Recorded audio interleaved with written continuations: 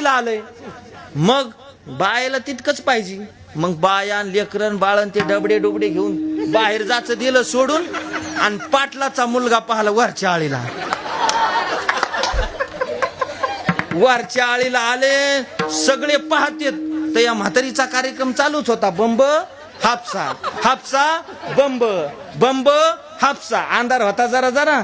लोक म्हणले कोण आहे रे, कोण आहे रे? निस्ती चक्रा मारायली इकडून तिकडं, तिकडून इकडं, इकडून तिकडं मारी ती चक्रा. लोक म्हणले ही शांताबाई.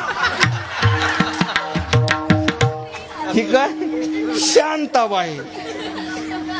ऐका, लोक म्हणले काय चाललंय शांताबाई? महाराज शांताबाईनं असा पदर खोसला.